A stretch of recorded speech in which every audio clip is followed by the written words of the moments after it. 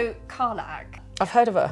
It wasn't like, oh, I saw myself in her, right? That's where you think I'm going. No, she was playing her with such a relief. Her joie de vivre and her, the determination just to have a good life. And she says, I did my best. That was absolutely me going, this could be it. Those tears were real. That was really it. I really thought this. Well, guess who has ADHD?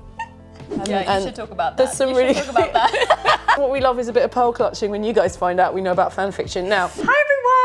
My name is Sheila. I am a therapist, content creator, host of It's All in My Headset. Is it hot in the room or is it just me? I'm lucky enough to be joined by an incredible individual, award-winning and recognized as a breakthrough by BAFTA. They have certainly proven that rules are meant to be broken. From bringing the fire through the narrative of our beloved Karlach to holding the torch of diversity and inclusivity with every space they walk into. Samantha is a pioneer of using lived experience to light the way for powerful change through powerful conversation. Welcome to my sofa! Wow, what an intro. Did you like it? I loved it. I just want to say, you just missed out, I was BAFTA nominated as well. BAFTA nominated. Anyway, that's BAFTA fine. nominated. But no, I did not write that intro. But wow, thank you. It's No, super of kind. course. I'm fangirling on the inside and I'm going to be professional on the outside. I love this for you. How are you feeling today? Should we do a temperature check? I feel great. I'm all cozy. I'm in my Karlach jumper. I know. I and luckily Samantha. didn't wear my matching one, but it wasn't matching. But it's okay. Your one is much better than mine. I want to know a little bit more about your journey. I mean, today we're going to be talking a lot about your journey, about what you're doing. You've got a podcast. You've got so many exciting things coming up. I've always played games. I've been doing it a lot longer than I was an actor. I want to say I was around 8-9 years old when I was allowed by a friend's older brother to play the Game Boy. Oh my God, yeah. And Mega Drive, and then he got. I think that's when he got his Mega Drive. I got an Amstrad CPC 464, which was a good 2 generations down. Okay. And that's all green screen. It was on tapes. Very nice. There's a modem sound. Google that if you don't know, kids. Modem sound when you put the tape in and load up a game for 20 minutes. Yeah. Then you rage quit and then go, oh. No, I've really got to learn patience, haven't I?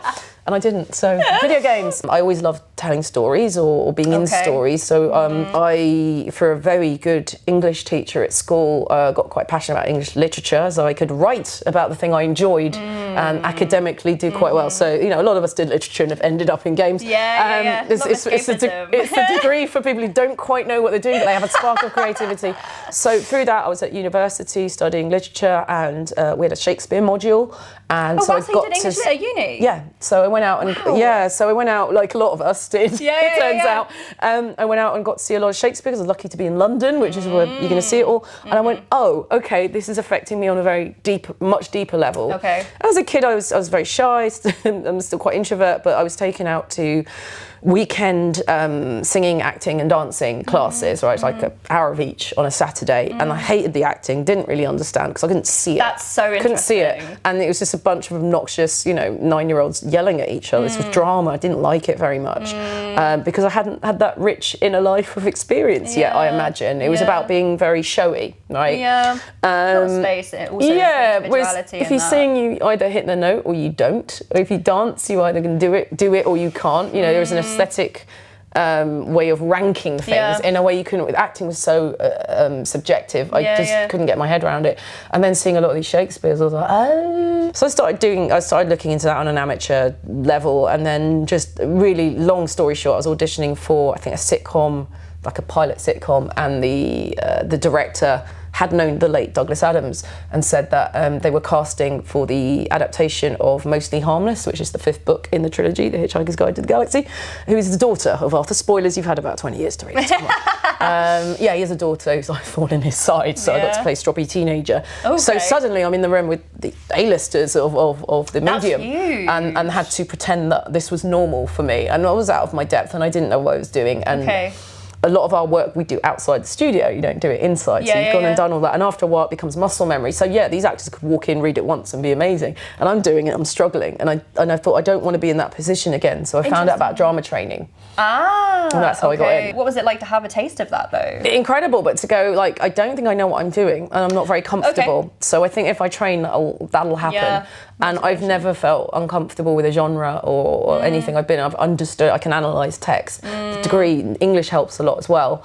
But and that can be quite annoying because there is a hierarchy to respect. You know, at the end of the day, that it's going to be what the director wants. Yeah. You can be right as much as you like, but if it doesn't serve the story of which you're a small part. Yeah. But it gave me that discipline. And at the drama schools, like the conservatoires across Europe, you just do a bit of everything. So like I think the earliest thing we did was something called medieval mystery plays, which was an attempt to get the Bible up on its feet for a population that were not literate. Oh wow! And they're really interesting because they do go off book a bit. They do, and like you know, Satan's like standing up for himself and God did this for a reason, you know. And then you got Paradise Lost, which always made him a bit of this anti-hero. It's really cool stuff actually. I love that. But it's the very first attempts at drama. And then what else? We did devised theatre, obviously a lot of Shakespeare, and then new writing as well. So we and then we did a bit of radio. We did everything but games. Everything but games. That's so interesting. So I like to say, like, it really prepared me for games because a lot of people call it voice acting, but I'd say in the last 10 years, the requirements have changed a lot. And because of the prevalence of NDAs, you don't know if it's a mocap role or it might be FMV, full motion video, which they film you. It's a film. Yeah. So if you've only acted from the neck up, you're only expecting to, you might get a bit out of your depth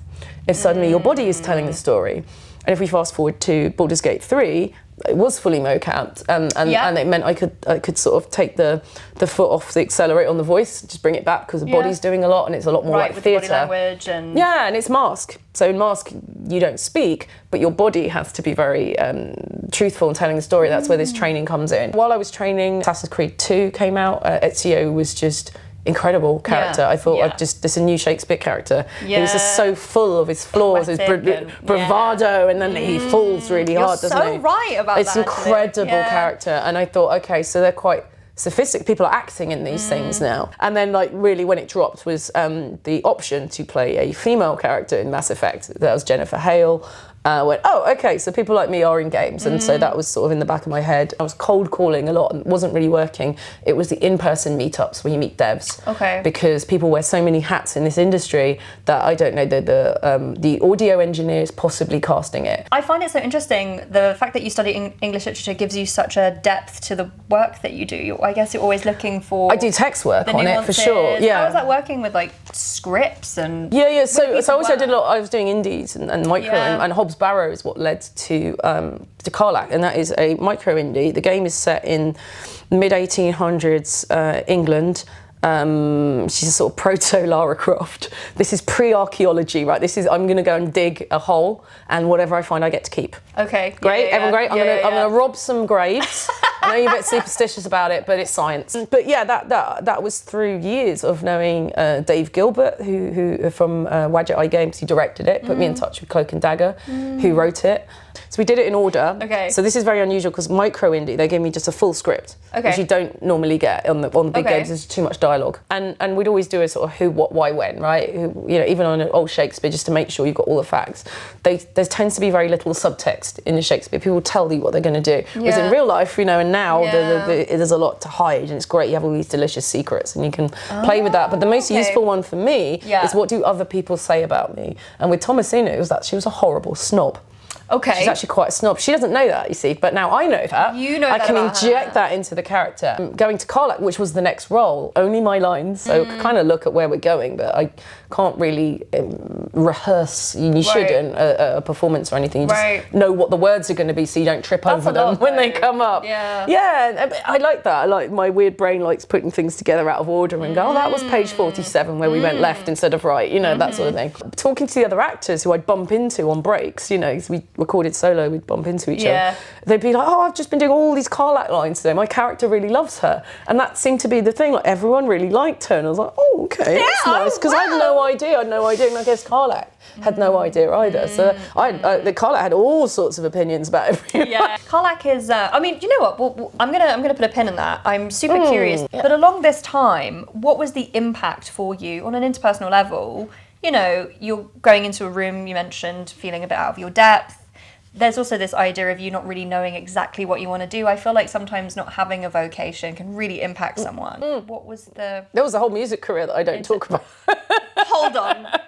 1 second. My mother was a singer. She came to the UK from Jamaica to be a singer, and she had a bad time, and then met my dad and settled down, had kids and all the rest. So I had some insight to the music industry. At the careers fair, obviously I didn't say I wanted to be a rock star. I did want to be a rock star. I played guitar, I sang, but what I said was I wanted to be a producer, and I distinctly remember, because that was like the nice way to say I want to be a rock star. But I said I want to be a producer, because you had to. But even then, like that's a proper salaried job. It's a really nice. I love production. Like it's more palatable, you know. Right? Totally. It was totally more palatable. And I remember the careers advisor after the colour came back to her face, said I needed A levels in maths, music, and physics. Maths? Yeah, because you're dealing with waveforms and stuff. I don't know. It's just absolute bollocks. Yeah, like, let's find some 100. subjects you hate. Yeah. You don't even need a degree in music, actually. Like you can do it. And I was very close to getting an internship in a really cool London studio when I was about 16, and I didn't go for it because everybody was like, no, do something academic. But yeah, I always had all these. It was broadcasting. It was interviews. That was always sort of there. It's almost like a sense of expression that you. Yeah, I think as close as I was being allowed to in a very. I was in a grammar school, a very academic Catholic grammar school. God. Was that they were like, no more fun for you. I was doing dance. I was doing martial arts. I was doing choir and stuff as well. I was doing I had a very interesting extracurricular life, which my mother, who's a carer for my sister. My sister's very severely has learning disabilities, and my mother would still be able to take me. We had no car. This would be on a bus. Really cool. It was a bit Lewis Hamilton actually. When you think about it. Just really cool. She did all that for me, just for me to explore things. And then it was like, no, you're gonna. It's 14 GCSEs now, and by the way, you never get to go back to these fun things. So there was something in me that was really, isn't it, smothering the confidence. It's quite interesting then later on. So then I'm doing this degree in English, which is about as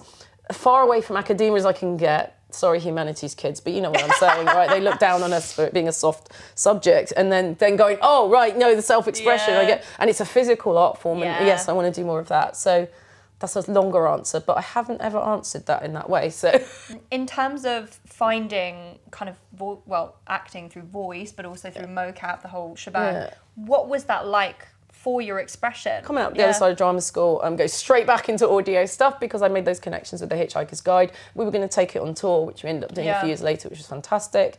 And then we would have these huge celebrity guests as the voice of the book, and I was totally unfazed this time. I was like, cool, we're colleagues. But it wasn't imposter syndrome. There was no imposter syndrome at all because I knew what I was doing, and all I got to do is my bit, really, and work with you a bit. But there's no high pressure. I did a lot of fringe theatre, but that costs a lot of money to do because you've got to take the time off work to do a full rehearsal period. So you're self-funding, and you're in a room above a pub, hoping that one casting director will come and see you and stay long enough that they're there when you enter. Because a lot of the time they stay for the first act and go home. But how do you manage that, on that self-confidence level then? If you're actually, it's almost like you're trying to peacock yourself. What's the impact on your confidence? Burnout. Well, it's a very competitive job, as you know, and it's the luck of the draw and its connections, and what's really nice about games at the moment, because this will change, is that it's a lot more meritocratic than film, TV and theatre. Right now, and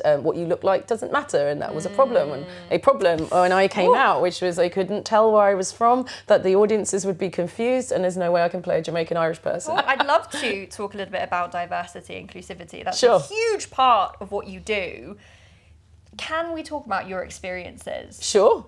Tell me everything. I want it all. Like, what? I remember when I was very young, because I'd done classes as a kid. I got sent up for an audition where I would have been playing an Italian kid for like a scene.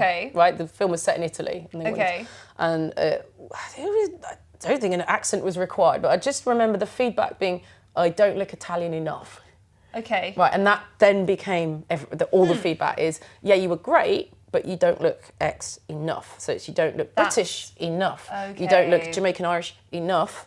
And actually, maybe, have you ever thought about like going for Spanish roles? Oh, all those great household Spanish, British actors that we like. Let's make myself even harder to cast, right? Like trying to put you into a box constantly. But a really unemployable box, right? And an inauthentic. Well, I moved to Spain. I learned to speak as a native. I come back, or I just bugger off to another country. And that went from Spain to the Middle East to East Asia. There were all sorts. No one ever had the same two opinions on where I was from.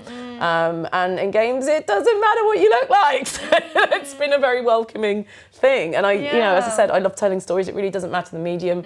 I do miss stage.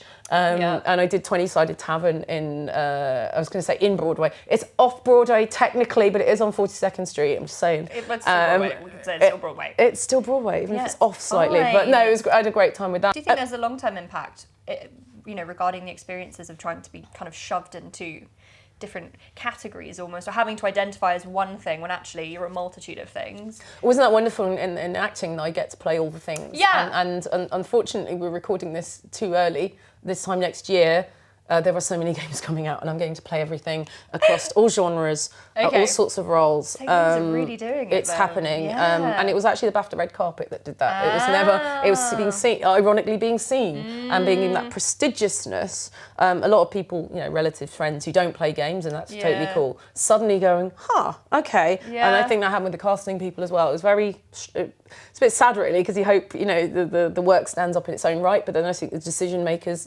aren't always playing the games. And again, because it's not our faces on it, that goes against us a bit. You have to get out there and go, this is what I look like, this is what I did. So there's a bit of work there. But then I also appreciate there isn't a casting director, because the gatekeeping goes both ways, right? They can either bring you in, they can keep you out. So there's no one to keep me out, which I feel I've experienced in other media. But like I said, I do seem to exist in commercials, because you can put me on anywhere in the world. Or a lot of places in the world, and I'll look, like I fit in. Or in American sci-fi, where everyone's a terrifying shade of beige. Oh my God. That's what I used to think when someone's like, where are you from? And it's like, oh, this is terrifying for you, isn't it? As a person, though, you're almost trying to then constantly prove who you are all the time. I mean, I don't care what people think. Yeah, you're just... And I have that, and maybe that's why I've never particularly cared about what people think. Okay. I'm also non-binary, so we can talk about being misgendered as well, and all of that. It's just for the people that know, they know, and people that don't, okay, I'll live with it, because life's too short for me to just be mad all the time. That's a them problem. What I like doing, if you find yourself in a situation where someone's asking where you're really from, just list all the places you've lived in the UK. That's and then, we're saying, and then all the places your parents lived in the UK. And there is this whole moment where you realise, they can't move on. They can't actually move on until they know. And so I'm going to keep you here as a little mind prisoner.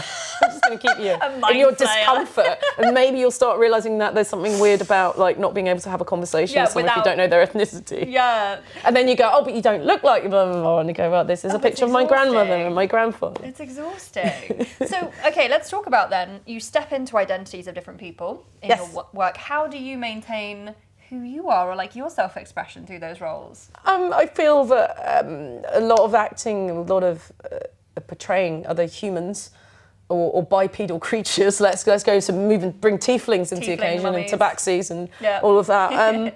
Is what would I do in that situation? Knowing their life circumstances, who they are and how they've been brought up. It's a bit nature nurture, and most of the time, 99% of the time, it absolutely pans out. In those circumstances, in those given circumstances, I would also behave like this, right? And the way I see it is, you've got you and you've got the character, and your job is to do that. So no one knows how much of you is you and how much is the character. Okay. And the reason I act as an introvert is very cathartic for me. Interesting. I can say things I'm not allowed to say in real life, because those sort of things have consequences. And on stage, nobody knows what's me and what's the character. So it's really good fun. And you get to go to really dark, ugly places in what's a very safe environment. A lot of theatre, Western theories of they call it magic space. Magic space, It's a way of, it's like a ritual way of setting up the environment. We would talk about, I guess nowadays, about boundaries and a safe space. People call it a safe space.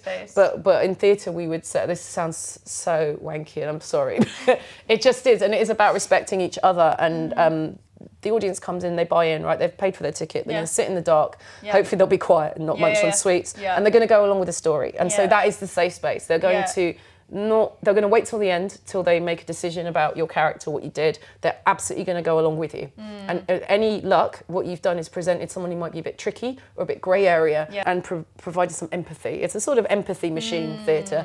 And so coming from that is, I know what these boundaries are, I know what I need to feel that I can express myself. And the great thing about getting people like intimacy coordinators in now is that they create that now in different environments, like film, TV. I'm learning that's also not always been a thing with intimacy coordinators. Very recent. I can't imagine the impact of doing scenes without having someone creating a magic space. I like that word. We have a fighting coordinator, and a lot of those people have gone to intimacy coordination. We have choreographers. But isn't it interesting when it comes to sex, they go, you're on your own, and we're all going to come and look at you. We're all going to come, and that's why they have a closed set. That used to be a thing that they had to do funny enough, it'd be a young woman coming to the industry, first role, Oh. always requires nudity, you know, for the story. And then half the crew turn up. People you've never met before would come up and gawk at you. And now we're in the era of smartphones. It's pretty horrible. Yeah. So they would have something called a closed set, which is like the bare minimum crew will be on set and that is it. So you've got your lighting person, sound, camera operator, director. But you would be sort of left to figure it out on your own, and you can,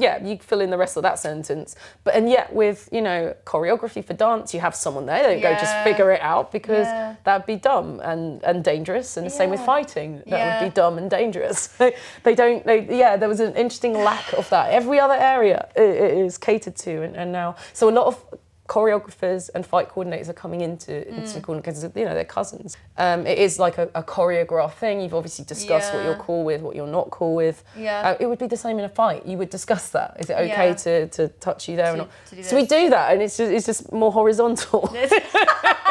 But it's the same sort of idea. So it's the boundaries and the consent, and everyone's happy because at the end of the day they're going to get that scene. Yeah. It's not about you feeling like that you're cool with it. It's just they're going to make sure that you are not coming away feeling, traumatized by the whole thing. There's a certain age group and gender that are overrepresented in the nudity department. This isn't like your 1970s Ken Russell, anything goes, right? Which I think we should make a comeback, right? If everyone got naked, cool. But that's not the case. We'd be on the same playing field. We'd be on the same playing field, but now we are where we are, so you don't get to see it. You don't get to see it. I like this. I might do a head in the mirror and wait till I'm 60 and go, no, you can't get away from it now. To the studio, this is real acting, guys. But I like what you said. You know, you're talking about you're stepping into roles. You're sometimes going into deep, ugly places. And we're talking about protecting boundaries, not only in fighting, intimacy, but how do you protect your own boundaries when you're performing quite difficult scenes or triggering scenes, or you know, all of those things that I think can absolutely traumatize you or impact your own mental health. So we did look at method at drama school, right? It was a thing at the time. They did it for camera. Okay. And the whole point of method is you bring your real life into things, and you can see where that's going to go. You know, I said I gave you this image before. Yeah, like which one's but I said they don't. My hands don't become one hand. They don't merge into each other. They just look like that. You know what I mean? That's the illusion, right? They don't actually. But you actually taught to bring your own experience into... So we studied it for a week just to know what it was. Then we never used it. Okay. I think it's particularly dangerous. And even at the smallest level, I'll give you an example. I was doing a fringe play and the guy had a monologue about missing his wife. Okay. And I'd see him every night sniffing a scarf, and I don't know whose scarf that was or what it was, and it would make him cry, and then he'd go on stage, right? And every night that would diminish a bit. He was less able to cry, because it's like your mind, it's like mining away at something. I don't know what it was, didn't ask him, but that is method, right? That is a form of method. But it was diminishing returns. So then what do you think about something more horrifying that's gonna make you cry? Or do you trust the text and just let go enough? Because you have to, there's something in letting go, you know, when you're holding on to crying. Yes. And that breath comes in and then you find, you know, do that. That's what the 3 years of actor training is for, is to just, that paradox of everyone is watching me. Maybe, you know, thousands of years of lizard brain is going either fight them all or run away, right? Fight or flight or fawn. Well, I guess we fawn, right? Yeah. So we go, hey, I'm going to entertain you instead. It's all good. But to pretend that's totally normal, that's where the training comes in. So you're not freaked out by that, and to give into that. And a good play, when someone is really in your face, you're going to react to that, and that might be a cry. But you shouldn't. It's really powerful. Shouldn't be choreographed in that way. If you're going for that, if you're forcing it, first of all, we can tell. We can really smell. You mean in terms of other inauthentic emotion, right? If you've ever been in the room, someone's like fake crying, and I'm sure we all have at some point. I think it's a human and you go, it's the same with the actors as well. You can tell. So it needs to come from a real place. But what if that real place was the given circumstances of what's happening on stage, rather than remembering a pet who's died? Because they did, when we were kids and we were doing it was like, oh, remember your pet who's and then you see someone go into something uncontrollable because they haven't actually dealt with it. They haven't dealt with it on the outside. Processing, obviously we can't comment on the scarf situation, but that's a good example of what I think it's something that looks innocuous. Yeah. And I don't know what that was or what it was. I mean, might put perfume on it, and I don't know what that was. Yeah. But what I saw was it was getting harder for him every night to do that.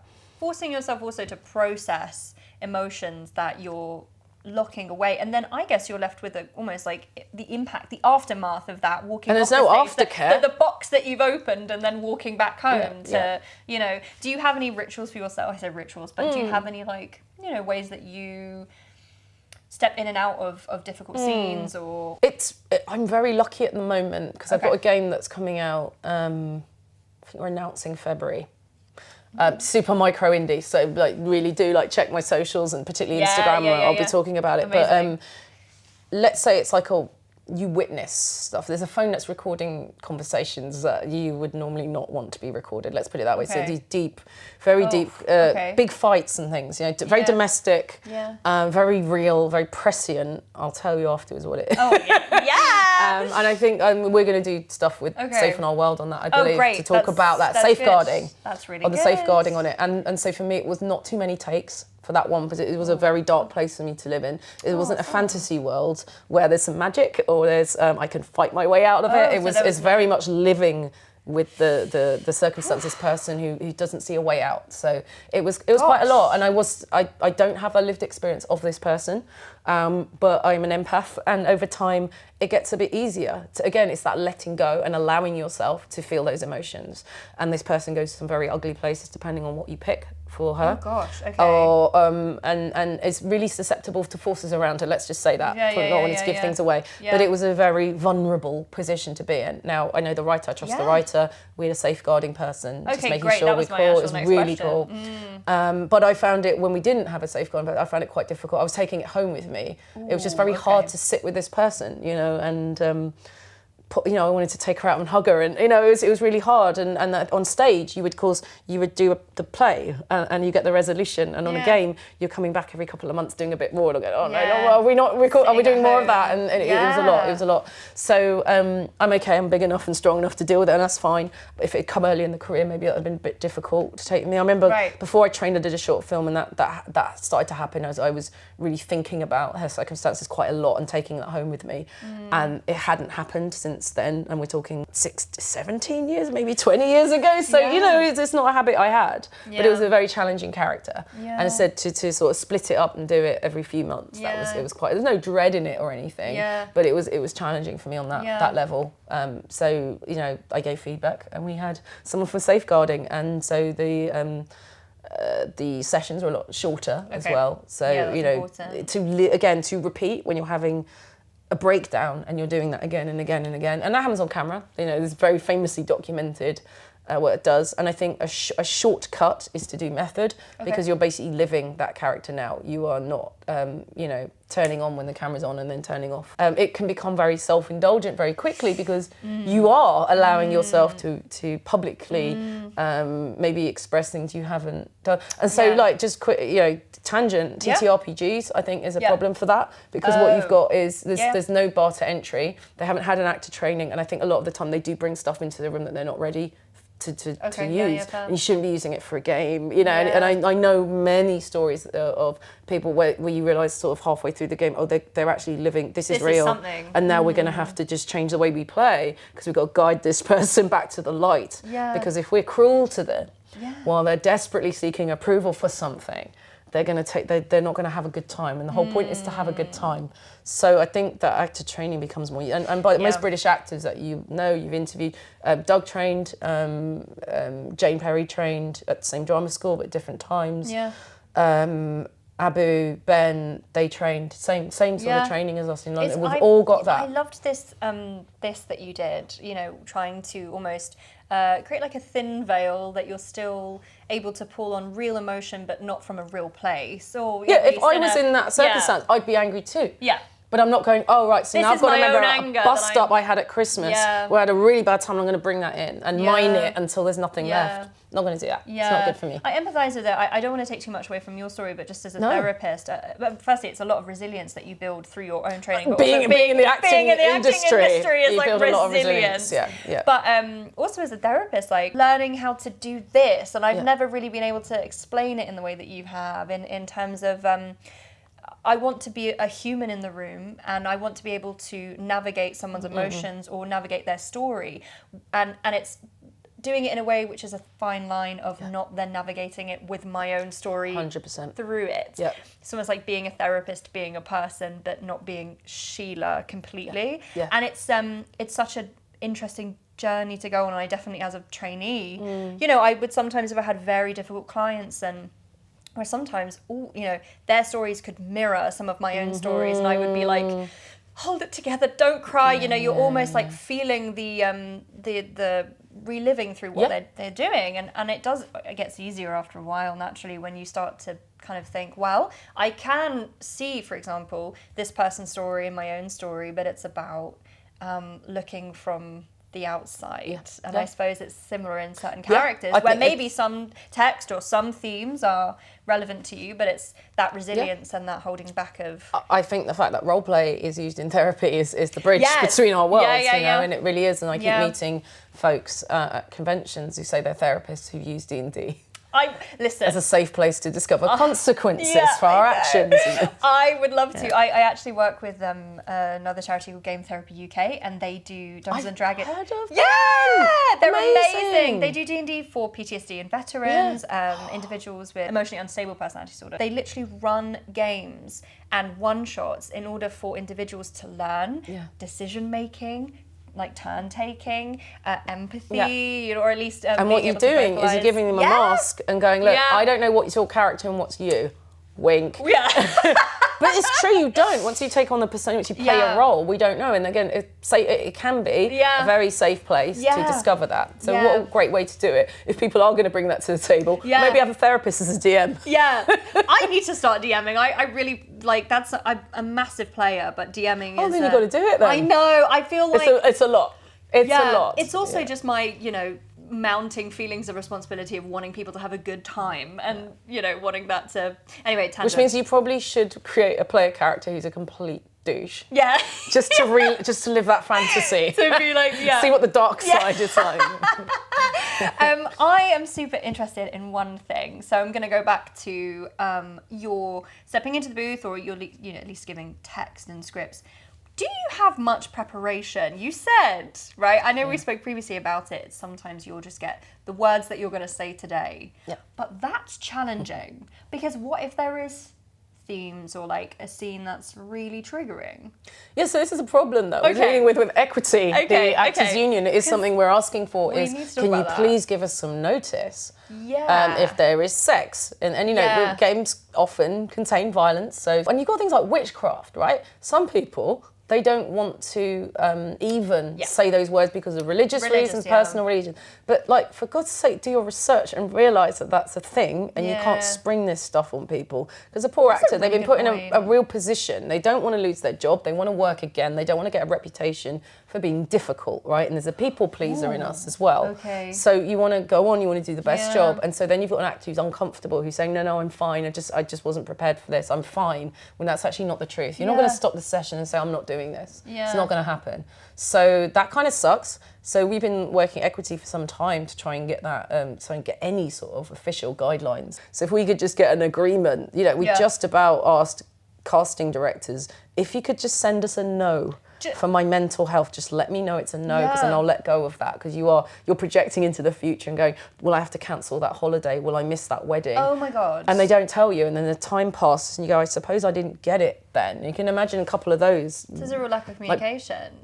Lack of respect. Lack of respect. I would say. Yeah. A lot of the time, you know, and in the games industry as well, you're seen as an actor. A lot of the time there's an outsourcer. You know, as soon as you're done, that's the end of communication. A lot of actors don't find out they're in the game until a gamer friend tells them they're in the game. or there's a trailer. And everyone has a story about there was a trailer at the Game Awards or something, and their mates called them up and going, are you the lead bad guy in blah, blah, blah? And they'll go, I don't know, I did just one session and whatever. And they'll go, you're the lead in a AAA. Everyone has this story, and it's been a couple of broadsheets have reported on it. If you look them up. It's a thing. And so now you've got a generation of us who play games, who are interested in continuing to do more than, a lot of actors do 1 or 2 games as a sort of in between the proper jobs, right? There's a few of us just going, actually, I'm quite happy here and I want to do more. So we're having to navigate an industry that kind of keeps us on the outside. And that's been very interesting for us. We do talk. That's quite shocking, though. And again, we come back to, firstly, you know, you mentioned earlier imposter syndrome, and it's, you know, the way that the industry sounds like it is competitive, you're almost having to prove your spot and that you're there, and then to actually sometimes get a job or get called in for something, and you're like, great, this is great, I'm going to do this, don't know what the theme's going to be, hey, let's just go in anyway. So there's other aspects of that, and then to not even hear anything after that. You've had that Well, you see, I play games and I stalk the devs. Okay. So what I'll do, tip, if you're an actor in this situation, go talk to the engineer. The engineer will tell you what you're in. The engineer will tell you what you're in. That's shocking. I've had a situation very recently where I had to ask them what the game was. Now I knew what the game was. I worked it out. I had a little Google. That's insane. Mm-hmm. And we were just starting to... And I went, hang on a sec. Can you just tell me what the game is? And they did. And I went, yeah, I suspected that. It is this genre, isn't it? Yeah. Okay, so that requires that sort of performance. Because I said, the one that I was finding difficult is more domestic. That requires a different performance than I don't know, a big fantasy world, right? Which is a bit more theatrical, operatic, you know, presented. Yeah. And not as intimate a lot of the time. So, you know, that saved us half an hour in the booth, me guessing, didn't it? Just finding out the genre. And a lot of us are saying that now, like, could you just let us know the genre, let alone the name? Or if it's a game that exists, go and look at it beforehand, see what the tone is, and then I'll come in and we'll go guns blazing. I'm so curious though, because, so Karlach. Yes. Love her. I've heard of her. Yeah, well, surprise. Apparently she's amazing. Yeah, well loved. But I would say Karlach had really challenging themes. I mean, grief, loss, you know, this whole, what was it like navigating some of that? So when I got the audition, they gave me a character arc. So I knew it was coming. Right. Knew the heart was a problem. I don't know if I'm ready. And I had been recently diagnosed with chronic illness at the time. And I thought this will be the last thing I do, because this will probably be the biggest thing I'm in, and it'll be the last thing I do, because I was on a medication for. So Karlach was super powered. I was on a certain medication which allowed me to do a full-time job and do 4 hours every other evening on Karlach, right? And it wasn't like, oh, I saw myself in her, right? That's where you think I'm going. No, she was playing her with such a relief. Her joie de vivre and her, the determination just to have a good life with whatever time she has left, which, by the way, is a universal message, right? Yeah. Which is why I think she's so popular. It's the message of the Stoic as well. It's lead the good life on your own virtues and your principles. I think, incredible. And she was so much fun. I was having so much fun with her. She is so much fun. And there was so much breadth to her. And so with her, the secret was, if they find out that I have this heart problem, they were going to kick me out. So I better make jokes, and I better, you know, as people do with trauma, you know, if you've met veterans, they make a lot of dark jokes, and so did she. She was very well written. Sarah Bayless, who was her dialogue writer, did an incredible job. It turns out she's doing an MA in psychology. Well, that makes sense. That's your answer as to why she's so broad and she reached so many groups. And now we've got people with terminal illness. I did not expect this. People with terminal chronic illnesses say that Karlach helped them accept. Now, I don't go into this hoping to have that level of connection with people. So that has been a real gift. And I said, I've done my therapy and everything over the years. I'm all good. So I'm strong enough to take those stories. A lot of people, you know, some people can't handle that, and that's fine. I really don't mind, you know, some might call it trauma dumping. I was like, it's not, it really isn't. People are very considerate about, you know, how much time they take and how much detail they give. But no, it's, wow. Like, to be able to comfort someone who's facing that is... That's huge. So that's huge. She's this incredible character, and I'll just always adore her. I think she's so well-rounded, you know. She's really just trying to be the best person she can be, and that's really inspirational. So I was playing her thinking this is the last thing I'll ever do. And the one that really hit, the one that was melded was, sorry, spoilers, on the pier, if we choose that ending for her. And she says, I did my best. That was absolutely me going, this could be it. Those tears were real. That was really it. I really thought this. Sam. Yeah. But it doesn't hurt me, you know. It's just, I went, I've been through that too, girl. Incredible. It's incredible. It's not, you know, becoming Karlach or even her becoming you. It's we had that thing in common. Yeah. But otherwise, I was just like, she's a big, strong girl. She's having the time of her life. Do you mind me asking about, if you're comfortable, you know, navigating your chronic illness whilst performing and working? All actors have all sorts of things going on. There are a lot of disabled folk who are in this industry as well, who have more severe symptoms than I do. I manage it by a lot of sleep and not drinking as much as I used to be able to. I used to lift. I used to be really strong. I mean, that's the Karlach connection. I used to be very strong physically, and I can't do it. It will absolutely knock my central nervous system out. There is all of that in there, and again, that's a lived experience. It's not something I'm discovering for the first time playing her or anything. Right. She was just a lot of fun. She was just a lot of fun to play, and my day job was I was a consultant at a tech company. I was that was a whole thing. I wasn't making money from acting, so I thought retraining something that you'll get lots of money in, because like I'd done every out of work actor job. They've stayed minimum wage the whole time while things have got squeezed everywhere else.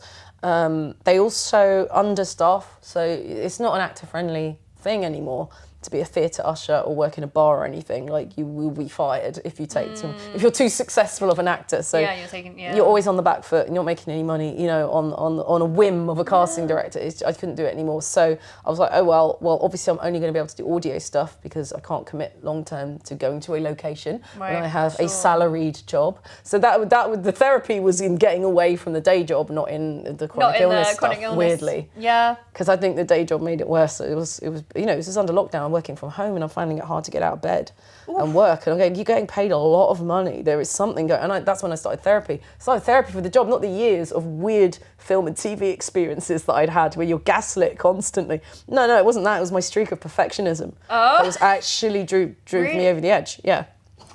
So you're neurospicy. Can we? Because I want to talk about perfectionism.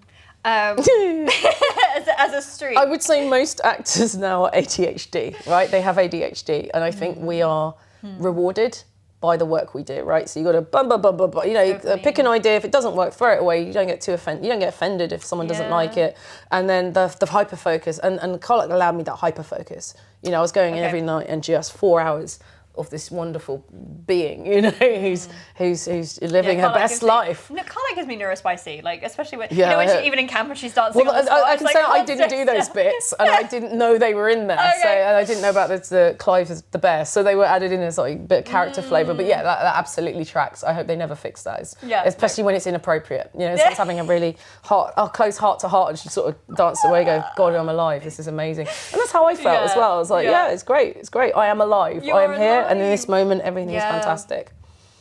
But you wanted to ask about the neurospiciness. Your neurospiciness, because, very interesting, I'm almost 28, and I've lived my life a certain way, and I've assumed this is the way that everyone lives their life. I feel like you know where I'm going with this. I started therapy recently. Your therapist has a therapist, and my therapist said to me, Sheila, I went,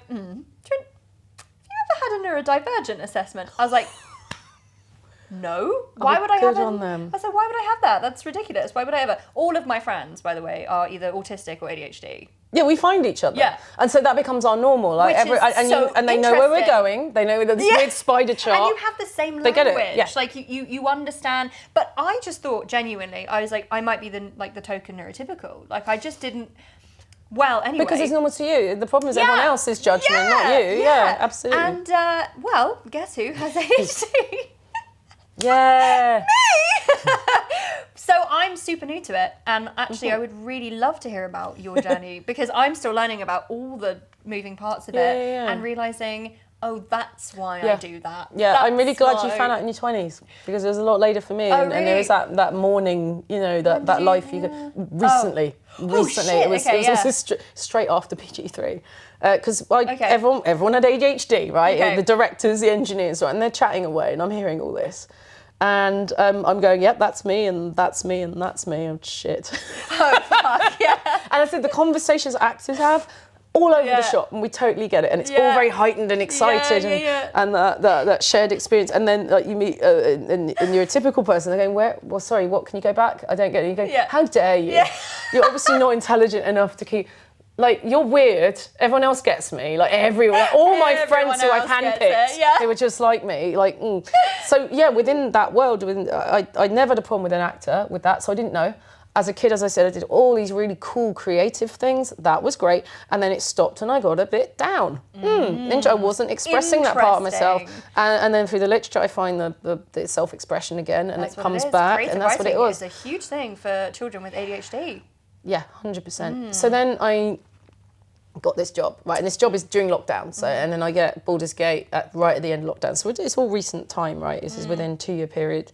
And I just got very, very, I got diagnosed with anxiety and depression. Okay. And I remember the therapist, without wanting to say, it's the job, leave the job, right? Because I imagine she's not allowed to say that, was just like, well, if I were you in those circumstances, I would behave the same way. And I'm going, okay, you know, and I was thinking it's the job, isn't it? Because I was, you know, despite the rejection and the competition of performing or not performing, most of the time you're not performing, my brain was a happy brain, weirdly.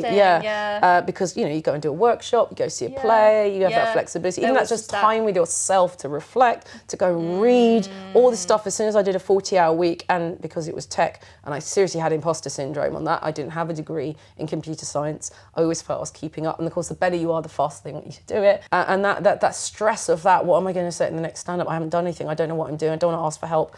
All of that made me very down. But actually what it was like, you know, the classic 20 tabs open, you know, I had to go and learn this stuff, and a lot of stuff was boring. That's the problem. A lot of stuff was boring, and I'm sitting there 8 hours later going, I've done nothing all day. And they're going to know because I've got to report in, and I don't know what is wrong with me. You're being paid so much money to do this. Because I'm doing minimum wage jobs. That should be, money is not motivating. No. Having a holiday is not motivating. Being able to afford therapy, being able to afford private health. Is not motivating me. What's wrong with me? You know, and then there's the self-hatred you're like, that comes in. So a lot of my journey, my therapist was catching myself talking to myself in a very unkind way. That's where the perfectionism comes in. So, and that was a parental thing, unfortunately. You got 95% on that test, why didn't you get 100%? When the acting industry was particularly tough, I'd go, no, you know what, I'm going to be tougher on myself than you'll ever be. And that was a weird sort of claiming that back.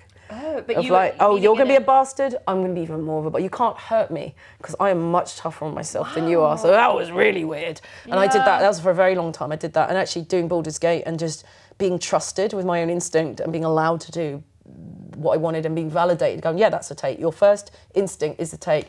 That has now relaxed a lot because it was hundreds of hours of time in the studio. So that has now become a habit. Unpicking. Yeah. So the big thing for me was to do, what do they call it? Self-compassion therapy. And it's the kind voice, and I loved it. Kristen Neff, I had a workbook of hers, and it was, and if you get it, like, don't just read it, you must do the exercises. And it is that habit, like, you know, one of the early one was write down all the horrible things you call yourself. Right, would you say that to a friend? No, not if I wanted to see them, and not if I value my own teeth. Like, why would I, and then you go logically, because I go very logically, my therapist knew that, if you present me with the facts, I'm like, okay, I'm on board. You know, I absolutely get it. And then these emotions were getting in the way. And the ADHD thing, you know, I put my keys down, put something, you twat, like, oh, you always do this. Why would you do that? Like, you're under-medicated, Sam. That's what that is, and it's fine. And I do find myself, that kind voice just sort of shoehorning its way in, and that's lovely. You find that you're much more self-compassionate now. Yeah, but then I went back to acting full-time where I was happy. Before Karlach, then, when you said that you actually started to learn a bit more about, you know, being yourself within the takes, when you were doing stuff before, and let's say you didn't get a callback or you didn't know or whatever it was, how were you dealing with the... I know you said that you were... It's the ghosting that's the problem, because that's a scheduling issue. But what did that do for you when you were also beating yourself up? I beat myself up in a practical way in the real world. I don't do it with the acting. Oh, okay. I don't do it with the acting. We did an early exercise around all this Peter Brook stuff we were doing, early training. Can I swear? Absolutely. Great. It's called the little fucker, right? Okay. Some you would call it. Well, you'll tell me what you call it when I tell you what it is. It's the idea there's a voice in your head going, "You did that really badly," right? Self-critic. Self-critic. Yeah. Self-critic goes the other way. Very dangerous. You were really good at that. That was amazing. That makes you forget your line as well. On stage you go, oh, that went down. You'll see it all the time, right? A younger actor or something will play something for laughs, they get the laugh, and they get stuck because the line's gone because they're not in the play anymore, right? So it's evil, right? And so what you do is you grey rock it like a narcissist. You go, great, that's nice for you. Great, I hear you. Yep, fantastic. Yeah, it was terrible. Yeah, it was brilliant. And then you just have to... You just almost have to... And then after a while, it gets quieter and quieter and quieter. The perfectionist voice was very loud, and that was only in my practical world, non-acting world sort of thing, weirdly. Yeah. So compartmentalisation is in there too. Yeah, I've done the work. And I loved writing an essay about this. And that's where my first explorations into gender started. Between 16 and 18, I went, oh, that's a construct. That makes sense. So you were already like you know. Well, I knew that I was like, different, but I didn't have the words for it. I was like, oh, unconventional woman. And of course, people ask me about playing women in games. Well, I play a lot of unconventional women in games because by definition of being action-based and not domestic, you're already breaking those stereotypes. So I've always felt very comfortable. I mean, the word non-binary has only been available to me. It's been less than 10 years. So before that, we just had to say, like, I guess I'm not like the other girls, quite literally. Oh my God!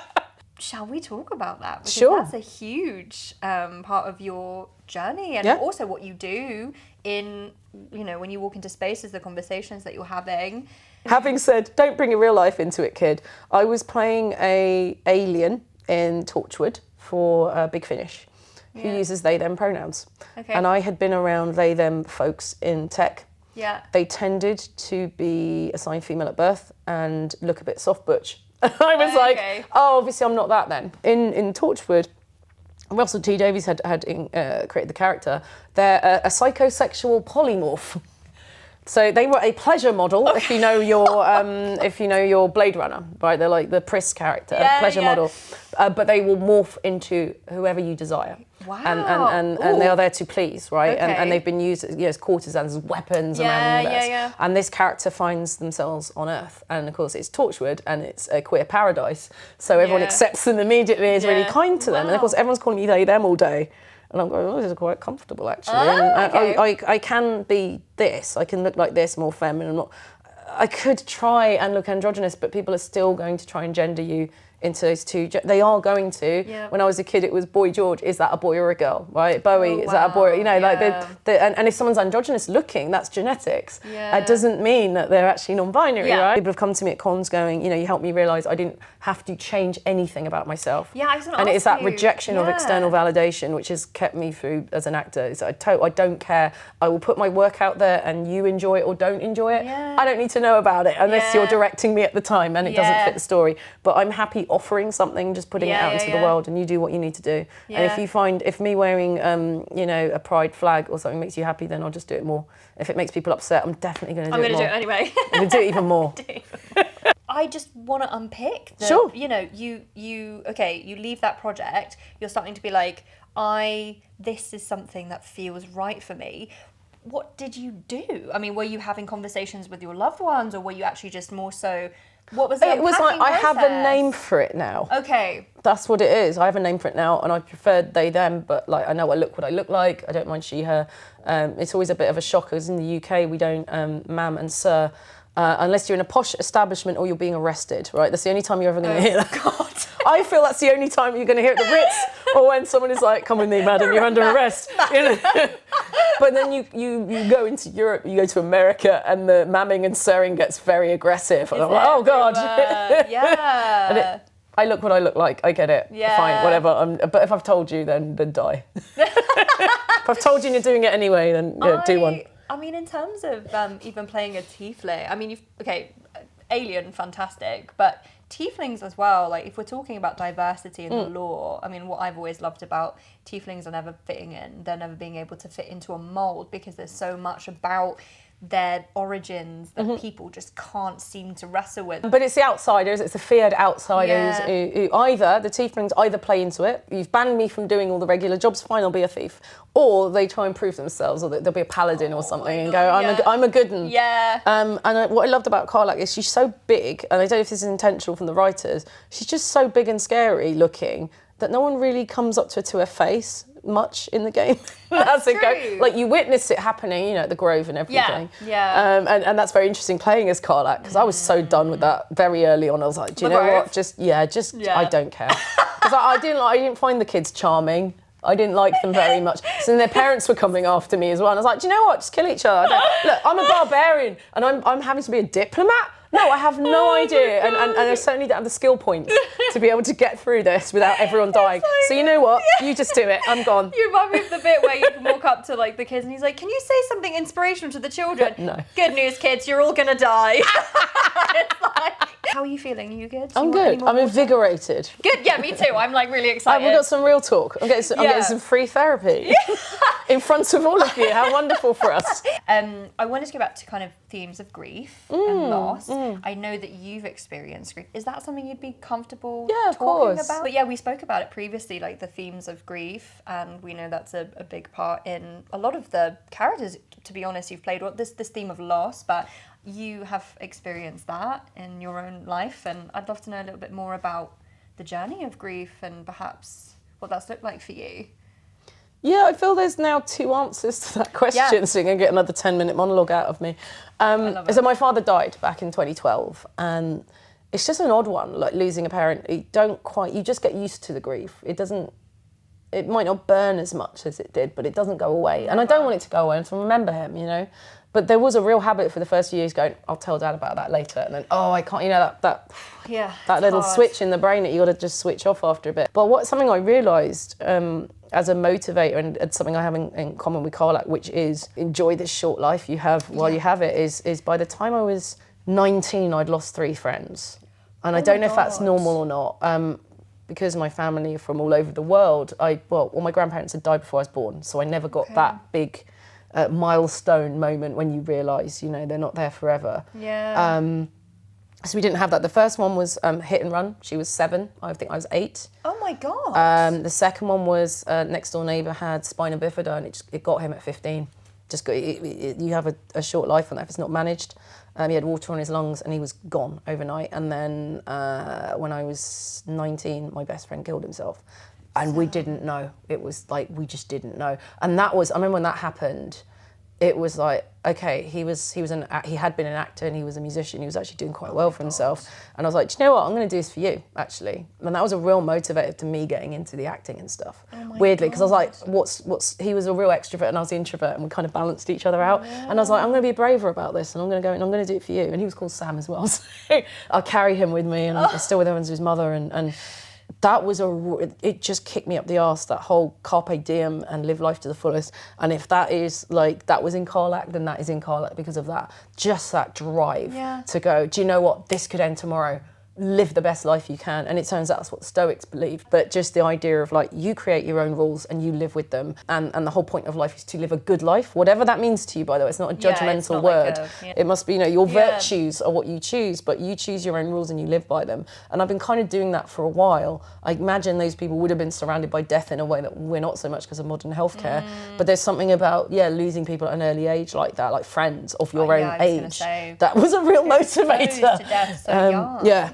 And it's not, I know you have an Irish background. My parents are both Irish. Death is a little bit different in Ireland than it is to the UK, or at least some other cultures, where wakes are really common. Almost the community aspect of it.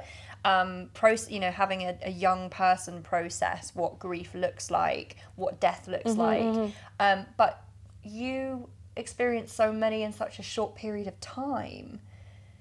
And really different cultures as well. The girl at school, she'd been Catholic, she was West African, so that I experienced that. The boy's spina bifida was Hindu, and so I experienced that. They were Brahmin. They were really interesting, beautiful funeral procedures and where you remember people and everything.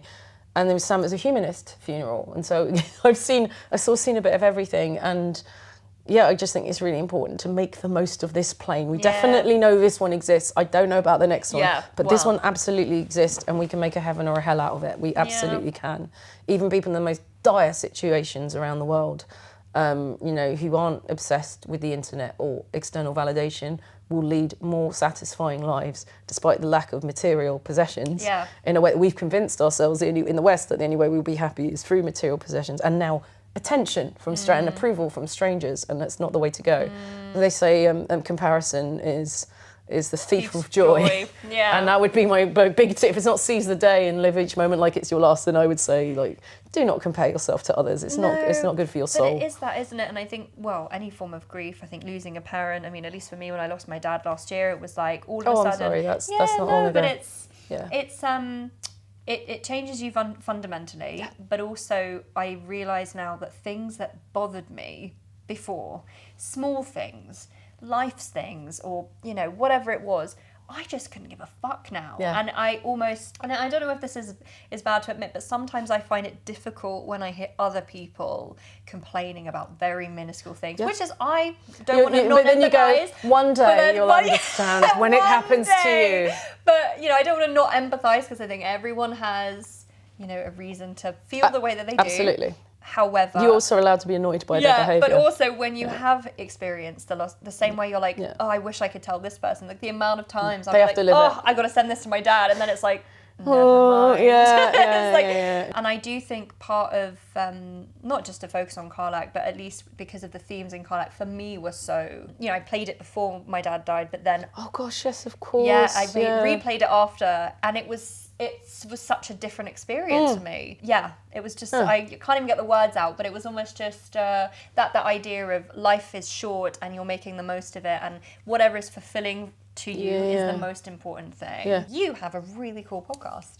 Do I? Yeah! What was the catalyst for waking up and being like, I am going to make It Takes a Village? The real final catalyst, because I'd wanted to find out about who does what in our industry for years, was having an audience. So Baldur's Gate 3 comes out, I'm streaming like all the other actors are, and I'm playing it and all the rest, and then you get to the point where you qualify for earning money, and they went, oh, no, we're not doing this. I'm not a streamer.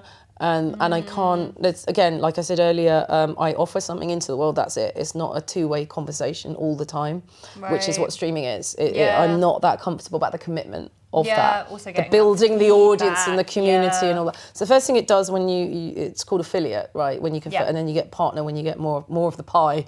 Affiliate is 50-50 with Amazon, who own it. So Jeff Bezos is getting half the money that you're donating to people. Yeah, so already not loving that. Yeah. He's got enough, I feel. Yeah. So we made tipping so expensive that no one would do it. I think it's like 10 grand for a bit or something. Like it's not happened, but I'm sure if I said it enough, someone would do it. Please don't say that. Don't say it loud. But what we did instead, because I would say, like, I know you've been trained to throw money at me, right? But let's have a QR code for a charity. And in like a year of streaming, like most of it was games. Like once a month I'd do an episode of Village. It was quite an intense thing to do. I didn't want to do it every week. Feel that. And I think it was $18,000 we raised in a year. That's I don't have that many followers and that. I'm not chasing that. I'm very low key on this stuff. First thing they do when you get the affiliation is say, do you want a Discord? Without saying what the responsibility of running a Discord, which by the way is there are a lot of topics on you and you have to read them and moderate you.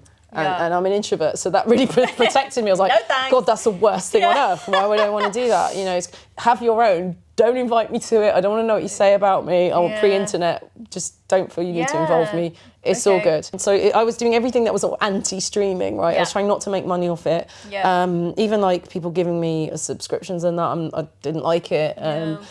Because I feel I have a responsibility to connect with the community, and I was there to showcase.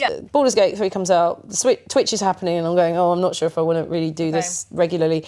And then we're doing conventions, it's a successful game. People are giving me 100% of the credit for Karlach, which I was very uncomfortable with. Because first of all, without words, I will stand there in silence.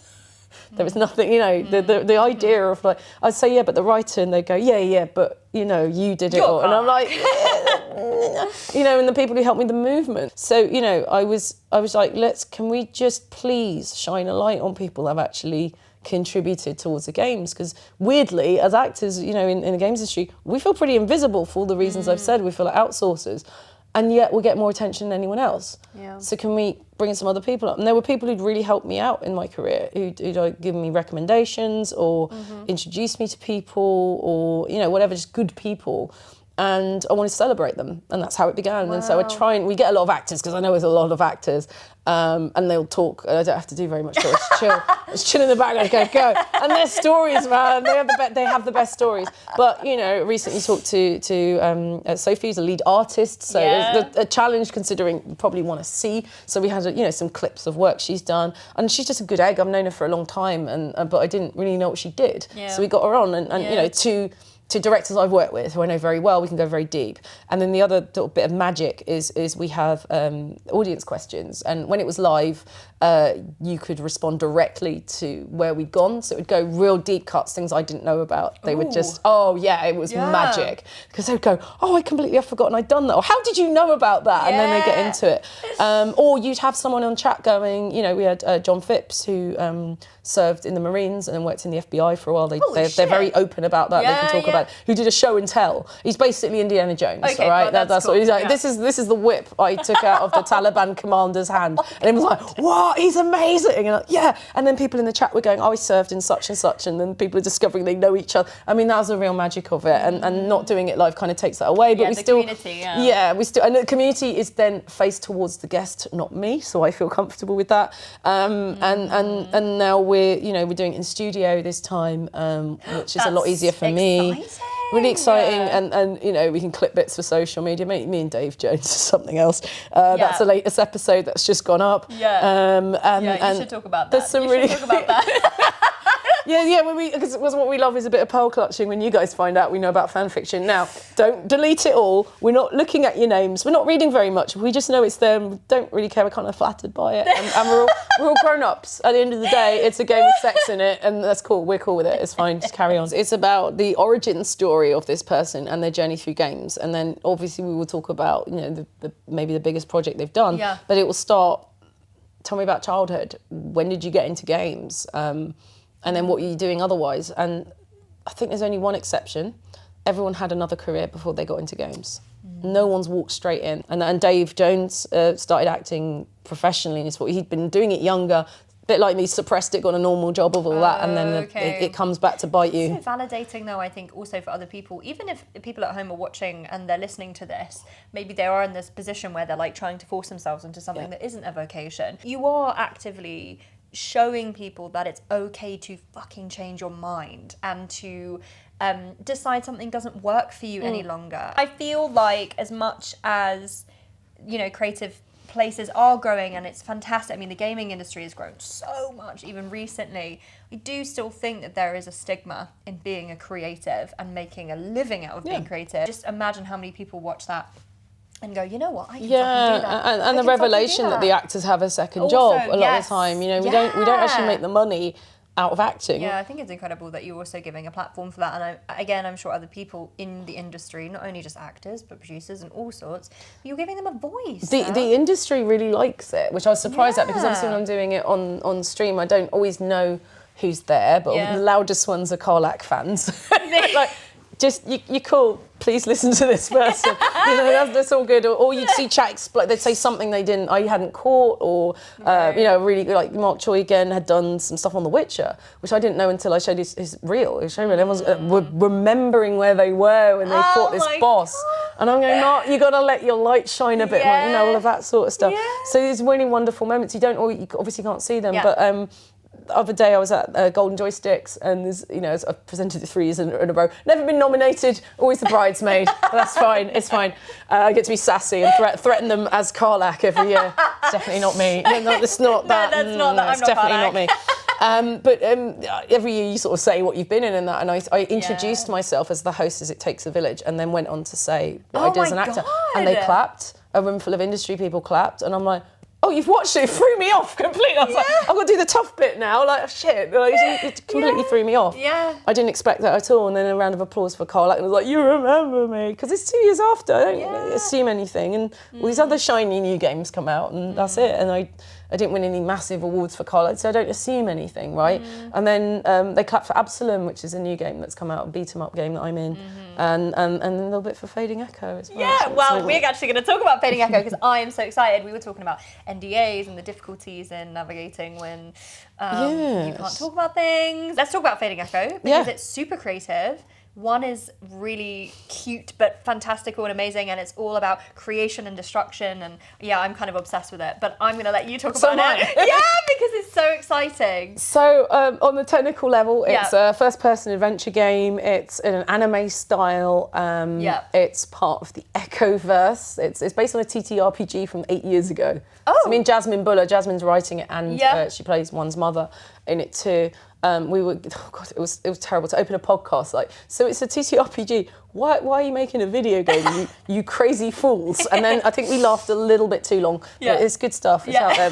But they're doing like a developer blog / a podcast already before it comes out as part of the marketing. So I had no NDA. It was a straight up offer. I was in LA first time properly. And thought I was having some sort of weird LA fever dream when there was an offer like, would you like to be lead in this indie game? A couple folks in Critical Role are going to be in it, Laura Bailey and Matthew Mercer. Don't need to audition. Here's our entire roadmap. If this gets successful, what we plan to do with it.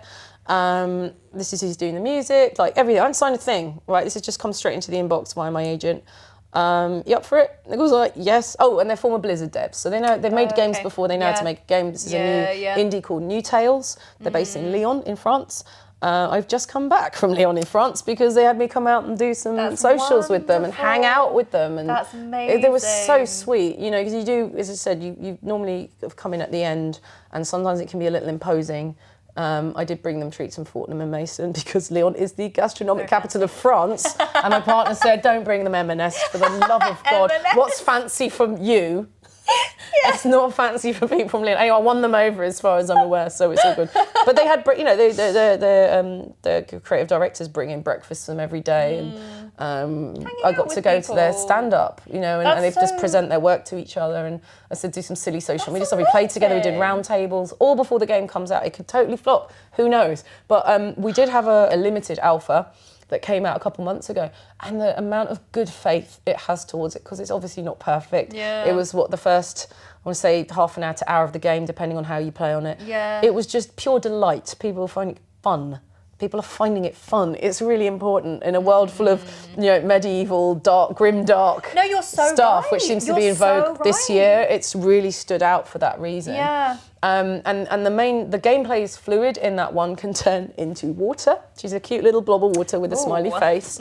And she reacts to the elements. So if she fights, if she touches a creature that's made of lava, she will petrify and weaken that creature. She can hit it with a stick. She has a stick in her human form, though it's not much use without these elemental sides. The waste will make you jump, and we have something called corruption as well. So and as you're bouncing around, you're touching and changing.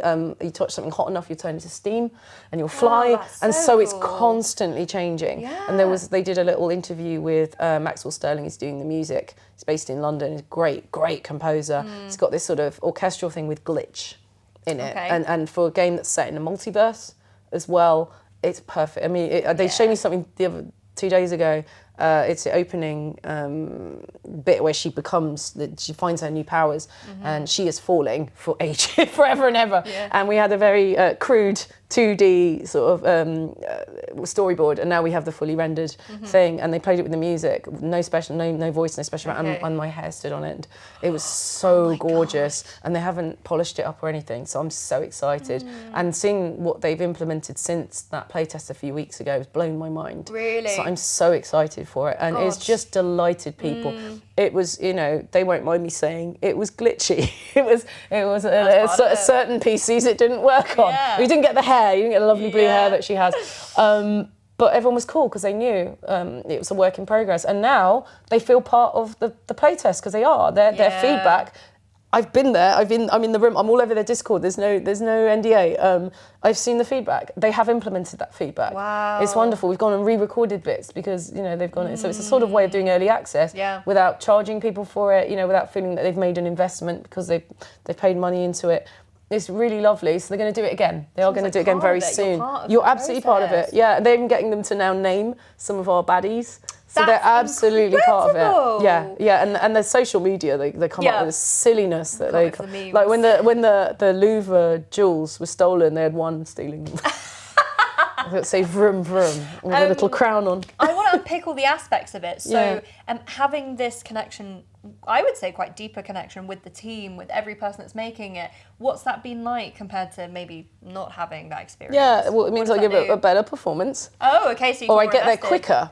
I get there quicker because I know what it is, right? So you film and TV, you normally have something called the Bible, you know, and you have all the rules of the world in the background. They gave that to me. I got to read it. What you're seeing in Fading Echo, this very first game, because we're hoping there'll be more, is about 5% of the world. Like, they're not going to give you very much. So I need to know what one knows, right? And turns out she knows very little. Okay. But an actor needs to know as well. So when we do open those worlds up, it's a bit like doing D&D with a DM who says, you know, this is what's possible versus, you'll be fine, just jump in. And then you get very confused. Yeah, it's hard for you to... And both are valid, but I always need the context. Yep. Hence, I give a 10-minute answer for everything. No, I need to give you the context, please. But no, they did that. We had a 1-hour chat with them about the story, where I was going, what they're planning in future. So I knew where to go. She's very childlike at the moment, very innocent, but also speaks truth to power. And it's the archetype of the fool. So, you know, everything's very wise that comes up, because she has no idea what that impact is that she's having on other people. She's lived a very isolated life with her mother at the start of the game. Okay. Essentially, they're godlike. She doesn't know that that's not usual. Okay. And then she very quickly meets Vellum, who is the creator of this world. And she starts having some difficult questions for Vellum, and Vellum has to really try and work out how to answer that to someone who she is, how she fits into the world. Where she's coming from. And big themes. Big things. I mean, you've gone on a real journey. It's so interesting that now where you've ended up is a place of complete expression and being involved, like involvement, respect. Fading Echo has been almost like this progress. It sounds I hope so. Okay. I mean, that's partly why I'm banging on about it, because I want to see this change in this industry. I actually want another, maybe not, AAA won't do it maybe, but another indie who make their own rules. Because what have I said? I've said I'm in it. I've been very, very enthusiastic about it because I've played it. They gave me a key very early on.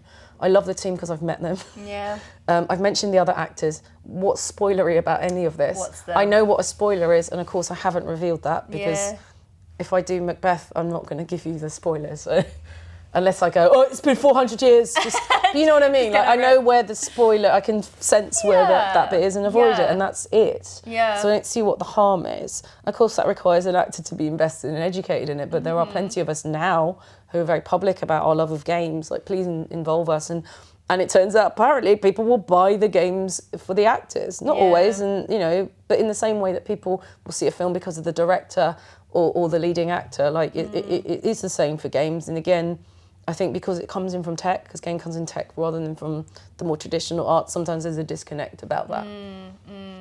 Oh my God, this is so exciting. But I said, I bring them all with me. That's why we do Village. It's not to say that, I'm the most important person at all. But, you know, people will buy it if some of us are in it. That's what I'm saying. No, but in terms of, you know... When I say Matt and Laura, it's sharp intakes of breath. Every time when I do a convention and I mention the people from Critical Role in it. Really? Yeah, and they're really good in it. They are really good in it. So, you know, you'll see. But it was, I know what they do. It's based on the TTRPG. It totally makes sense. And I think if there's success, the sky's the limit. I think they want to explore it in every medium they can. I think it's amazing. I mean, your whole journey has been about, as I said, pushing boundaries and kind of, I think you've had experiences in your life that meant that you haven't been able to just be shoved in a box, and sometimes people are, really sadly, it happens to people. You've had the resilience in being like, actually, I'm going to do that. And even at times maybe where, you know, you did the full-time thing and you were trying to make that work, you were still... It was like a real death inside of me. It was a very dark time. I just needed... I was so exhausted from this job that kind of made me ill. I had no time for anything else. I mean, the therapist said, "What do you do for fun?" And I went, "Huh? Oh no!" And I'm going, "No, that's work. No, reading tech documents is definitely work. That wasn't." And I'm going, "Oh no, I have not had fun in years. Like, everything has just been, and it's making me very unhappy. And I'm really glad that it at least gives me the money to get. It's a bit of a circle, but I'm like, oh no, I've got no fulfillment at all. I don't have time to go to the theatre anymore. I'm exhausted after work. But you've channeled that into not only... Well, I've created my own space, right? You don't give me a box, I'm going to make a weird big box for me to sort of... But a big inspiration for me, I just wanted to say, was Gary Oldman in the 1990s. He did everything. He played everything. I've met him in person. He's a very slight man. I'd always expect to be this bruiser of a man, but he's actually not. He's really quite delicate, actually. He's rather gorgeous. I met him years ago when I was a film extra on something, but he was what would be traditionally called a character actor, but he was playing the lead role, so he was Right. certainly stealing the show. And he's done everything, and that's what I want as an actor, and I assume that's what I'd be walking into. Forgetting about gender and race and all of that, I don't think that way. I don't think from the external, it's just the internal. And I said, I've got all these weird voices in my head, and I need to, all these different lives that I could have led, you know, talking about branching narrative again. With the right or wrong influences, you can go in different directions, you know, all of that. And I wanted to live all these lives, and I've done it in games, and I feel very satisfied, and I'm so excited for the next year. Now, a lot of them are indies, so I think they might go on, you know, under the radar, a little ignored. But I also thought that I'd have my Baldur's Gate 3, always do best work. Always do your best work, never phone it in, you never know, right? Yeah. And also, if you're phoning it in, you're kind of doing the wrong, just do something else for a bit. Yeah. You should, if you're going to sacrifice everything to be a creative, give it your all, like, leave your mark on it. Yeah, but you're still finding fulfillment and meaning, I suppose, even if, let's say, okay, these projects are, you know, indie, even if that's still... I mean, Absalom is an indie, and a lot of people are playing it. It got nominated for a Game Award. Exactly. Which is incredible, because there's only 5 Yes. in that category, in the indie games category. Yeah. So, you know, but, you know, if you build it, they will come. But there are a lot of games. That's all I'm saying. I'm trying to be realistic in my expectations. But I'll bang on about it on social media, as I should. And I feel that me and Dave Jones gave Hobbs Barrow a bit of a resurgence, because we just mentioned it in every BG3 interview we did. Okay. Because we both we met, we got on, we said, I'd love to do a game with you, and then we did 2 games with each other within a year. And I didn't know, because you don't get to work with you, and it was just magic. It was just the luck of the draw. And he's one of the best people in the world, and I'm very lucky to know him. He honestly super kind when early problems with chronic stuff. He was so understanding and non-judgmental in that way that the Oak Father can only be. The Oak Father. Daddy Halcyon, as we call him. Definitely wasn't lifted off Reddit, but they put this whole speech in, but right at the end he's like, and the orphans call me Daddy Halcyon. Daddy Halcyon. And you're like, yeah, they also do that on Reddit. They knew. Don't even. Oh, we all knew. We all knew. We were like, but the job of the actor is to make that look as if he doesn't know about Reddit. Damn, Dave, I see you. We all see you. We all see you, We all Dave. love it. Don't stop. Yeah, it was really good times. We just bigged it up, and again, it shows our range, because obviously it's a Victorian, very domestic horror game, you know, as opposed to this big operatic fantasy. This is so exciting. I feel like almost, can I just say, in like a little therapist way, but one is, I don't know, I feel like there's themes of your journey, not to put you into her, but I mean, it's just really, for me, it's magical that this character has fallen into your lap, who is someone that is about rewriting their story. That's exactly what you've done. If they don't write it, you have to write it for yourself. That's the thing. You must be the thing you want to be. And I think that's, you know, some of the good sides of social media is that you do get to see that. These self-made people, we just have to do it ourselves. And it can be a bit scary. And then you realise that just put the thing out there that you're passionate about, and they really will come. It's when you start second guessing or trying to please. By the way, you can't. That's the spoiler. You can't please everyone. You just got to get used to that. Yeah, and that's fine. It's not about having a thick skin or resilience. It's just a fact, and it'll be fine. It's their problem anyway. Your next steps. I want to know, what is your next character arc, shall we say? You know, your next story arc. It's obviously my villain arc. Yeah, okay, sorry, I'm playing a lot of heroic, but I don't say that lightly. There's a character coming very soon who's a total villain. Yes. That's so exciting. Yeah, and I really don't often, if at all, get to play them. And this is, I'll be interested. This could backfire. I have no idea, but I'm being brave about it, and I'm really proud of what we did with it. When you've played video games, do you find that you're usually the person that does a good narrative, or are you more of the? Yes, I do the good narrative first, and I do the bad one just to see what I missed out on. So when I played Mass Effect, I was pure Paragon, and then I played Renegade, and then I just did it on feels. And you sort of get that grey area, which isn't very satisfying, but it was good to play with, Although if you play pure Paragon, you can do a couple of naughty things like punch a journalist in the face once per game. I love that in Mass Effect, bit of a meme. And then it kind of forgives you, it evens out. As long as you're good, you can get away with a little light punching of journalists. It's like you have one moment of weakness. Yeah, and then you're fine. You push your limits, and then that's like. But what's next? Do you think? Well, I'm allowed to talk about Fading Echo. Yeah, okay, Fading Echo. We've got enough village to last us into the new year. Oh my God, that's which so is exciting. Cool. Thank you, that's really sweet. And then I continue to maybe pick it up again a bit quicker than I did, because it was like a year between the first series and this one. I'd like to keep it on, now that I've got a way of working that is working for me, then I'd like to get that on a roll. There's some little interviews coming at Arcade Hang with Radio Times, where you see me be very bad at video games that I haven't played in decades, with a journalist who gets to play them all the time. That was lots of fun, and they did a whole thing on us actors as doing more physical, like mocap, facial capture. So we did a whole day with them talking about that. Doug Cockle was involved in that as well. Jennifer English, a really good day. A lot of games are coming out spring. There'll be another announcement in February for the indie that I found rather challenging, which is good. I like to be challenged. And then March, there's a couple big games coming out, and then who knows. But thank you, GTA, for moving your thing. Thanks, GTA. Thanks, GTA. I look forward to you coming out when you come out. Who knows whenever you want, but maybe not this year. If you could, it'd be great. So a lot of things everyone was going, we've got to get them out before May. And so a lot of my games are now coming out before May. And some of these games I've sat on, one of them is 18 months. But I have a spreadsheet with everything on it, who I played, who directed me, when it's coming out, when am I allowed to talk about it, or when do I think, because I'm following social media, just so I remember I've done it and to look out for it and don't blurt it out and all the rest. And so honestly, that was all the questions. We whizzed through everything. You've done very well. You didn't fall into a coma. Well done. Oh my God. If you're still watching, well done. This is what it's like living with me. No, I love it. I love it. No, it was an absolute amazing. pleasure. And this perspective is so important to talk about as well. Yeah. We often do all the fun stuff and we don't talk about mental health. So. Yeah, it's honestly, it's been an amazing.